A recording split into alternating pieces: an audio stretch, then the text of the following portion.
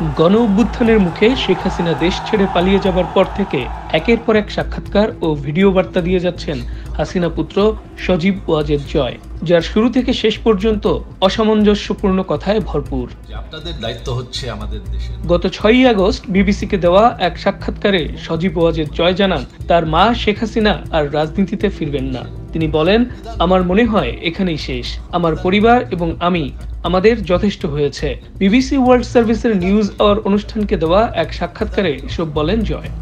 এর পরদিনই নিজের অবস্থান থেকে সরে এসে একটি ভিডিও বার্তা প্রকাশ করেন তিনি। 7ই আগস্ট বুধবার নিজের ফেসবুক প্রোফাইলে দেওয়া সেই ভিডিওতে জয় বলেন, শেখ হাসিনা মরে যাননি, আমরা কোথাও যাইনি। আমরা বলেছিলাম যে আমার পরিবার আর রাজনীতি করবে না, তবে আমাদের নেতাকর্মীর উপর যেভাবে হামলা হচ্ছে এই পরিস্থিতিতে আমরা হাল ছেড়ে দিতে পারি না। আওয়ামী লীগের নেতাকর্মীদের উদ্দেশ্যে তিনি বলেন, আপনারা একা না, আমরা আছি। বঙ্গবন্ধুর পরিবার কোথাও যায়নি। যদিও জয় বলেছেন বঙ্গবন্ধু পরিবারের কেউ কোথাও যায়নি, কিন্তু পরিবারটির সবাই এখন বিদেশে অবস্থান করছেন, তাও আবার এক একজন এক এক দেশে।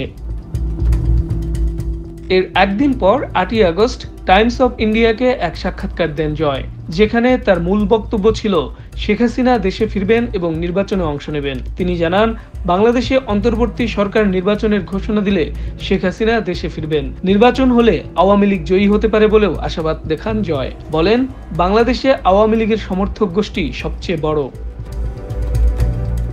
সেই সাক্ষাৎকারে জয় আরো জানান, তিনি আওয়ামী লীগের হাল ধরতেও প্রস্তুত, এজন্য রাজনীতিতে আসারও আগ্রহ দেখান।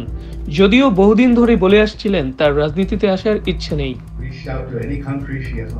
এরপর 10ই আগস্ট রয়টার্সকে দেওয়া সাক্ষাৎকারে আরো একটি দাবি করেন জয়, আর তা হলো শেখ হাসিনা এখনো বাংলাদেশের প্রধানমন্ত্রী।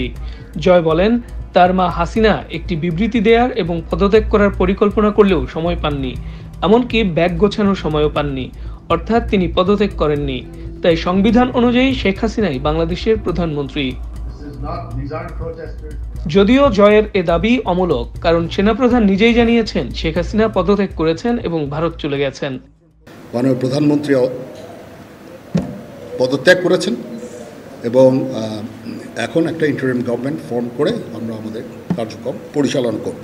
আমি সমস্ত রাজনৈতিক দলের নেতৃবৃন্দকে এখানে আমন্ত্রণ করেছিলাম, ওনারা এখানে এসেছেন। আমরা একটা সুন্দর আলোচনা করেছি। সেখানে আমরা সিদ্ধান্ত নিয়েছি যে একটা ইন্টারিম গভর্নমেন্ট আমরা ফর্ম করব এবং ইন্টারিম গভর্নমেন্টের মাধ্যমে এদেশের সমস্ত কার্যকলাপ চলবে। আপনারা সেনাবাহিনীর প্রতি আস্থা রাখেন, সশস্ত্র বাহিনীর প্রতি আস্থা রাখেন। আমি সমস্ত দায়িত্ব নিচ্ছি, আপনাদের জানমাল, এবং আপনাদেরকে আমি কথা দিচ্ছি যে আপনারা আশাহত হবেন না। ইনশাল্লাহ আপনাদের যত দাবি আছে সেই দাবিগুলো আমরা পূরণ করব এবং দেশে একটা শান্তি শৃঙ্খলা ফিরিয়ে নিয়ে আসব।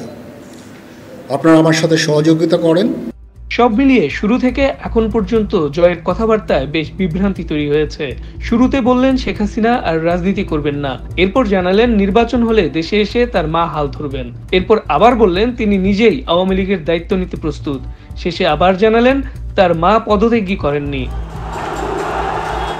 উল্লেখ্য যে ছাত্র জনতার আন্দোলনের মুখে গত 5ই আগস্ট ক্ষমতাচ্যুত হন শেখ হাসিনা।